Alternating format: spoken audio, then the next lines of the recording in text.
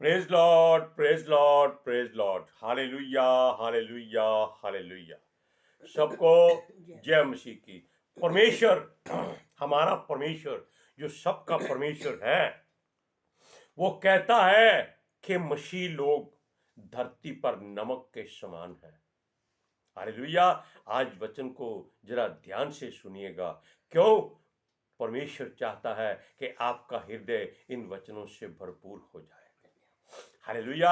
आज के सुसमाचार के लिए परमेश्वर, हमारा परमेश्वर जो सबका परमेश्वर है, उसकी इच्छा को पूरी करना है। प्रभु की बेटी प्रार्थना करेगी। सबको जय मसीह की। परमेश्वर आप सबके साथ है और आप सबसे बहुत प्रेम करता है। Hallelujah, hallelujah. महान परमेश्वर, सर्वशक्तिमान ईश्वर, जमीन आसमान दे मालिक ते खालिक, ਤੁਹਾਡਾ ਧੰਨਵਾਦ, ਤੁਹਾਡਾ ਸ਼ੁਕਰ ਕਰਦੇ ਸੁਆਮੀ, ਅੱਜ ਦੇ ਸੁੰਦਰ ਦਿਨ ਲਈ, ਸੁੰਦਰ ਸਮੇਂ ਲਈ, ਸੁੰਦਰ ਸੁਬਾਹ ਲਈ ਪਿਤਾ ਜੀ, ਜੋ ਸਾਡੀਆਂ ਜ਼ਿੰਦਗੀਆਂ 'ਚ ਬਖਸ਼ੀ ਪ੍ਰਭੂ, ਖੁਸ਼ੀਆਂ ਤੇ ਆਨੰਦ ਦਾ ਦਿਨ ਬਖਸ਼ਿਆ, ਤੰਦਰੁਸਤੀ ਦਿੱਤੀ ਪਿਤਾ ਜੀ, ਔਰ ਆਪਣੇ ਕਦਮਾਂ 'ਚ ਬੈਠਣ ਲਈ ਆਪਣਾ ਫਜ਼ਲ ਬਖਸ਼ਿਆ ਪ੍ਰਭੂ। ਇਹ ਸਭ ਤੁਹਾਡੀ ਦਇਆ, ਤੁਹਾਡੀ ਕਿਰਪਾ ਮੇਰੇ ਪਿਤਾ ਪਰਮੇਸ਼ਵਰ। ਤੁਹਾਡੀ ਬੇਟੀ ਹਿਰਦੇ ਤੋਂ ਤੁਹਾਡਾ ਧੰਨਵਾਦ, ਤੁਹਾਡਾ ਸ਼ੁਕਰ ਕਰਦੀ ਹੈ ਸੁਆਮੀ। और प्रभु जो सेवा बख्शी प्रभु, हर रोज वचन देंदे हैं, प्रचार करना, उस लिए भी तुहाडा धन्नवाद, तुहाडा शुक्र करते हैं। बेनती करदी पिता जी, हुण तुसीं अपने वचन के अनुसार साडे विचकार आओ और वचन पढ़ने, प्रचार करनी, साडा मूँह बन के बोलो मेरे पिता जी, ताकि तुहाडा दिता वचन तुहाडी इच्छा के मुताबिक मेरे पिता परमेश्वर दुनिया की शोर तक पहुँचे। तुहाडा धन्नवाद, तुहाडा शुक्र करदे हैं प्रार्थना सुनने लई। प्रार्थना प्रभु यीशु के समर्थी ते पवित्र नाम विच मंग लैने। आमीन, आमीन। Praise Lord. आपने सुना कि परमेश्वर का वचन कहता है कि तुम धरती पर नमक के समान हो, पृथ्वी भर में, और उससे ज्यादा कुछ नहीं हो। लेकिन याद रखिएगा कि नमक अगर ज्यादा हो जाए तो भी स्वाद खराब हो जाता है, कम हो जाए तो भी स्वाद खराब हो जाता है। Hallelujah, praise Lord. इसलिए परमेश्वर चाहता है कि आप वैसे ही रहे जैसे परमेश्वर ने आपको बनाया है, सिरजा है। हालेलुया। सुनिए, यदि नमक का स्वाद खराब हो जाए तो आप क्या करेंगे? वचन कहता है कि उसको बाहर फेंक दिया जाता है और वो पैरों तले रौंदा जाता है। आपने एक वचन सुना था, परमेश्वर के दास यशायाह ने लिखा था कि उसके लोग जिनको परमेश्वर ने चुना है वो बाहर रहेंगे, यानी कि परमेश्वर के राज्य के बाहर, स्वर्ग के बाहर, और गैर जातियां जो हैं वो परमेश्वर को पा लेंगी, बल्कि उन्होंने पा लिया है। और परमेश्वर उनसे कहता है कि मैं यहां हूं, मुझे पुकारो। इसीलिए हमने जो नमक की बात कही है, जो पवित्र शास्त्र में कही गई है, वो उन लोगों के लिए है जो परमेश्वर की ओर से चुनी हुई जाति की संतान है। इब्राहिम के वो वंश हैं जो इब्राहिम के द्वारा आशीष पाए हुए हैं। हालेलुया। सुनिए, यह बात इतनी गहरी और समझने वाली है कि हमारे भोजन में अगर नमक ना हो तो ये भोजन किसी काम का नहीं, कोई स्वाद नहीं होता। केवल ऐसे होता है जैसे हम ब्लड प्रेशर के बीमार हैं, ब्लड शुगर के बीमार हैं। क्यों होता है? क्योंकि हमारे अंदर परमेश्वर का वचन की बजाय संसार का नमक आ जाता है। अब संसार का नमक कौन सा है ये भी आप जान लीजिए, और परमेश्वर का नमक कौन सा है ये भी आप जान लीजिए। परमेश्वर का नमक उसका वचन है जो हमारे हृदय को संतुलित रखता है। लेकिन संसार का नमक क्या है? ये धन दौलत है, जो जितना भी बढ़ जाए उसकी ख्वाहिश बढ़ती जाती है। ये बातें हैं। हम जानते थे कि परमेश्वर ने ये जो बातें लिखी हैं या पितर आत्मा जी के द्वारा लिखवाई हैं, ये बातें बिना अर्थ के कोई नहीं है। हर बात का एक ऐसा गहरा ताल्लुक है जो आप लोगों के साथ है, जो इस वचन को सुन रहे हैं। हालेलुया। अब सुनिए, वो कहता है हम पृथ्वी के नमक हैं, जिसका भाव है कि पृथ्वी के सारे मनुष्य एक गूंदे हुए आटे की तरह हैं, परंतु उसमें मिर्च मसाले अर्थात संसार के लाखों मजहब, हजारों धर्म और हजारों जातियां, करोड़ों लोगों की इच्छाएं, अरबों खरबों लोगों की कामनाएं उसमें भरी हुई है। एक गूंदे हुए आटे में जो संसार की ओर से है, लेकिन जो परमेश्वर की ओर से है उसमें केवल नमक डाला गया है, इतना। वो कहता है जाओ फूलो फलो, धरती को भर दो, ताकि आपके नमक के स्वाद से धरती के लोग जान ले कि उस नमक की बहुत जरूरत है, जो धरती का नमक है उसकी जरूरत नहीं है। आप देख सकते हैं हर आदमी वचन के अनुसार वो कहता है कि ऐसे लोग हैं जो मदिरा में मसाला मिलाकर उसको और गहरा करते हैं कि और नशा हो जाए, और नशा हो जाए। कितना हो जाएगा? मनुष्य के अंदर कितना नशा जा सकता है, लेकिन जैसे मनुष्य सोचता है वो अपने दिमाग को खराब कर लेता है। वो परमेश्वर के नमक को भूल जाता है कि जो एक दाख रस है, दाख मधु है, जो आपको तंदुरुस्ती देता है। लेकिन हम यहां बताते हैं कि पृथ्वी पर करोड़ों देवी देवता है, धर्म गुरु है और मजहब वाले हैं, इनमें कोई भी ऐसा नहीं जो आपको भोजन में परमेश्वर की नमक की तरह स्वाद दे सके। कोई नहीं, क्योंकि हर कोई कहता कुछ और है, करता कुछ और है, दिखाता कुछ और है, देता कुछ और है। लेकिन हमारा परमेश्वर अपने वचन का पक्का है, वो जो मुख से निकलता है वो उसको पूरा करता है। हालेलुया। सुनिए, ये लोग मीठा ही मीठा, तीखा ही तीखा, यानी कि खाने की बात नहीं कर रहे हम वो बात कर रहे हैं जो ये अंदर निकलते हैं और बाहर उगलते हैं। अंदर केवल अपनी काम वासनाओं को दृढ़ करने के लिए खाते हैं, बाहर केवल मुंह को गंदा करने के लिए निकालते हैं। बड़े बड़े साधुओं के जब हम प्रभु में नहीं थे, हम भी जाया करते थे, और वो साधु लोग जिनको लोग पूछते हैं, वो मां बहन की गाली दिया करते थे लोगों को, और लोग मूर्खों की तरह ताली बजाया करते थे। आज हमको वो बात याद आती है तो घिन आती है ऐसी बातों से। जूते से मारते थे लोगों को, और लोग जूता खाने के लिए भेड़ चाल की तरह आगे आगे आने की कोशिश करते थे, छड़ियों से पीटते थे, ठंडा पानी उंडेल देते थे। बचकानी बातें करते हैं ये लोग, क्योंकि अंदर परमेश्वर नहीं है, शैतान है, दुष्ट आत्माएं हैं इन लोगों के अंदर, जो इनको ऐसा उकसाती हैं और ताली बजाती है। हालेलुया। लेकिन परमेश्वर ने एक जाति जो यहूदी थे, जिनको इजरायली बनाया, उनको चुना और मानव जातियों में सबसे उत्तम जाति बनाया। आज वो भी जाति बिगड़ चुकी है। परमेश्वर कहता है कि तुम लोग परमेश्वर के स्वर्ग में, उसके शांति में, उसके विश्राम गृह में प्रवेश नहीं कर सकते। क्यों? क्योंकि आप लोग संसार के नमक से भर गए हो, परमेश्वर का नमक आप में नहीं है। हालेलुया। सारी पृथ्वी में ये मसीह लोग नमक का काम देते हैं। क्यों?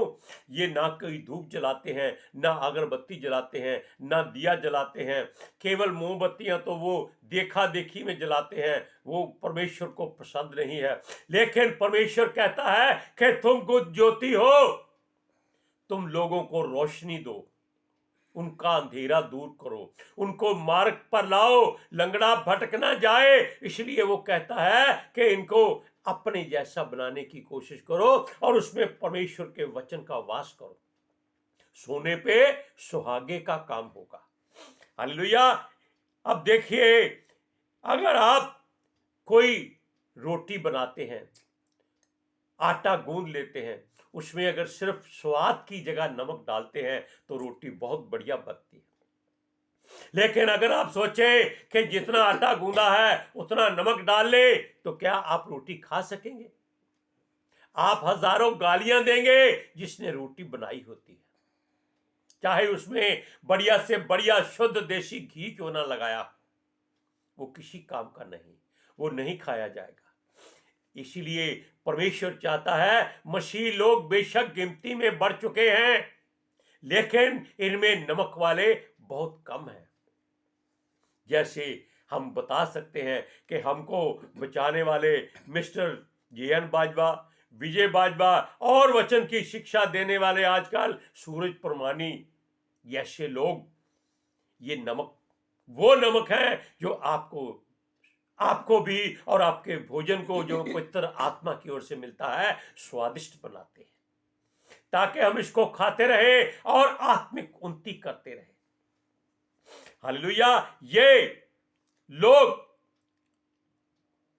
अपने आप को संभाल लें तो अच्छा है, वरना ये स्वादहीन नमक की तरह बाहर फेंक दिए जाएंगे और पैरों तले रौंदा जाएगा उनको। अब सुनिए वचन, मत्ती की इंजील 5वां अध्याय उसकी 13वीं आयत में। तुम पृथ्वी के नमक हो, परंतु यदि नमक का स्वाद बिगड़ जाए तो वह किस काम का, किस वस्तु से नमकीन किया जाएगा? फिर वह किसी काम का नहीं, केवल इसके कि बाहर फेंका जाए और मनुष्यों के पैरों तले रौंदा जाए। अब हम आपको ऐसी बात बताएंगे जो आप कहते हैं इससे मेल नहीं खाती। परमेश्वर ने सदोम और अमोरा के नगरों को स्वादहीन और ज्यादा नमक मिर्च वाला पा लिया था, इसलिए उसने इब्राहिम से कहा कि मैं इन नगरों का नाश करने वाला हूं। अब समझे आप कि नमकहीन लोग कौन होते हैं या ज्यादा नमक वाले कौन होते हैं? अब देखिए, वो परमेश्वर ने एक वचन कहा था, क्या मैं जो बातें करता हूं क्या इब्राहिम से छुपा कर रखूं? अगर उससे छुपा दिया तो लोग उससे आशीष कैसे पाएंगे? ये परमेश्वर की युक्ति थी। उसने कहा इब्राहिम से कि मैं इन नगरों को नाश करने वाला हूं। तब देखिए उसने क्या कहा कि ये लोग इब्राहिम के वसीले, यानी कि जो बच जाएंगे, पूरी धरती के लोग आशीष पाएंगे। लेकिन कैसे पाएंगे? सदोम और अमोरा तो नाश हो रहे हैं। अब देखिए, परमेश्वर ने लूत को सदोम में इसीलिए भेजा था कि इब्राहिम उसके लिए दुआ करे और परमेश्वर से वाद विवाद करे। ये परमेश्वर की मर्जी और युक्ति थी। उसने कहा कि हे प्रभु, क्या तू अच्छे लोगों के साथ और बुरे लोगों के साथ एक ही जैसा व्यवहार करेगा? क्या तू दोनों को नाश कर देगा? परमेश्वर ने कहा ये नहीं होगा। बता तू क्या चाहता है? वो चाहता था कि नगरों के विनाश से पहले परमेश्वर का दास इब्राहिम लूत के लिए दुआ करे।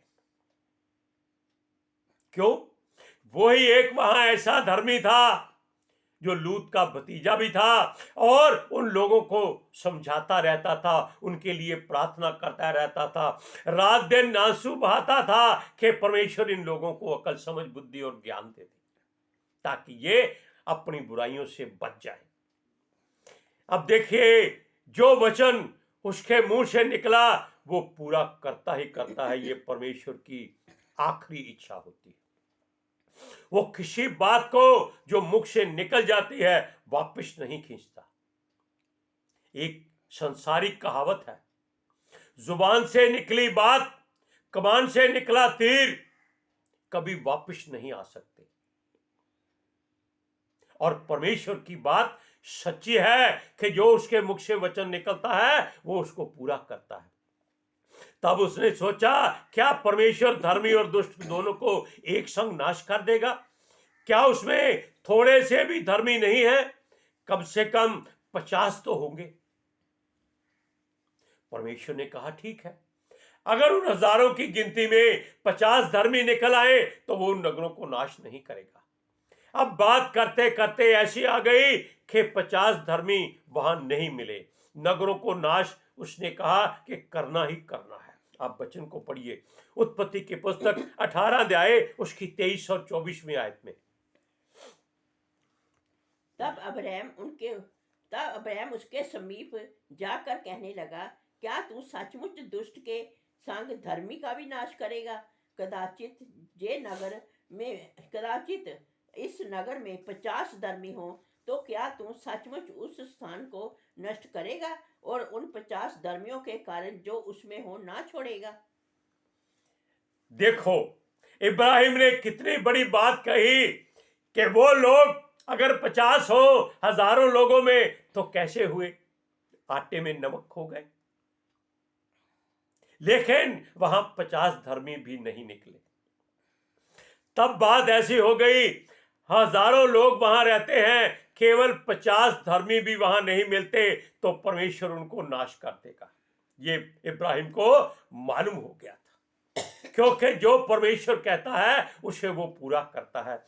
अब देखिए, वो कहता है ये लोग अगर मन फिराएं तो बच सकते हैं, लेकिन जो मूल लोग नमक से, मसालों से, मदिरा से, काम वासना से, व्यभिचार से भर चुके हैं, वो कैसे स्वाद पा सकते हैं? उनका स्वाद थोड़े से नमक से नहीं होता। वो मुट्ठी भर भर कर नमक खाते हैं। क्यों खाते हैं? इसलिए कि उनके अंदर दुष्ट आत्माएं होती हैं, जो आप कुछ नहीं खाती, लेकिन उसके मुंह का स्वाद ऐसा कर देती हैं कि वो फीका रहता है। वो मिर्ची खाने वाला और से और मिर्ची खाता है, नमक खाने वाला और खाता है, दारू पीने वाला और पीता रहता है। हालेलुया। सुनिए,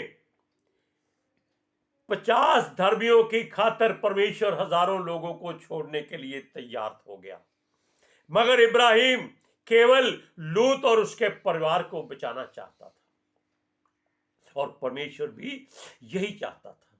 उसने कहा कि अगर परमेश्वर उसमें 30 हो जाए, वो कहता है तब भी छोड़ दूंगा। अगर 20 हो जाए तब भी छोड़ दूंगा। 10 हो जाए, वो कहता है मैं तब भी छोड़ दूंगा। अब देखिए परमेश्वर की दयालुता कैसी है। वो कहता है हजारों में 10 धर्मी मिल जाए, 10 कोई ज्यादा नहीं होते, लेकिन धर्मी कोई नहीं होता।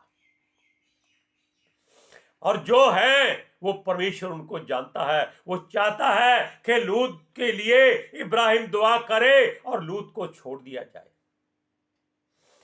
इब्राहिम के वचन को उसने थोड़ी सी महिमा दी कि तेरी बात पूरी हो जाएगी, 10 धर्मी मुझको निकाल के दिखा दे। हालेलुया। अगर उसमें नहीं निकले तो सबको नाश होना पड़ेगा। आग, गंधक, बर्फ, सब कुछ उनके ऊपर आएगा और वो नाश होते जाएंगे। तब परमेश्वर के दूतों ने लूत, उसकी बीवी और उसकी 2 बेटियों को, कितने बचे? केवल 4, 10 भी नहीं बचे। उनको वहां से जबरदस्ती बाहर निकाल दिया और सदोम और मोरा का नाश कर दिया, क्योंकि उनके लोगों के भीतर नमक का स्वाद बिगड़ चुका था और वो परमेश्वर को भी पसंद नहीं था। पढ़िए वचन, उत्पत्ति की पुस्तक 18 अध्याय उसकी 20 से 30 से 33 आयत।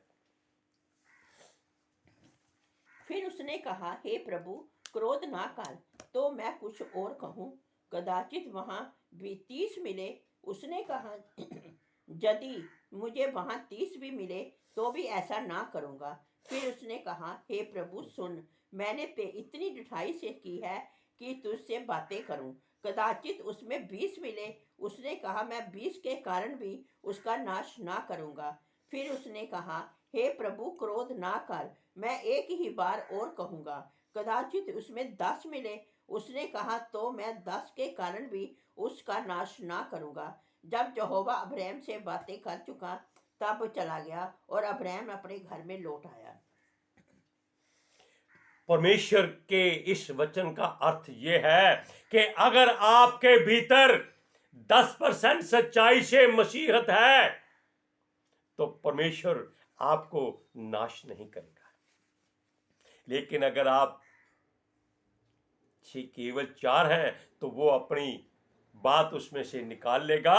और बाकी आप सब जानते हैं इसके वचन के ऊपर आप क्या सोचेंगे, क्या मनन करेंगे, ये आपने सोचना है। आज के सुसमाचार के लिए परमेश्वर की बेटी प्रार्थना करेगी। हालेलुया।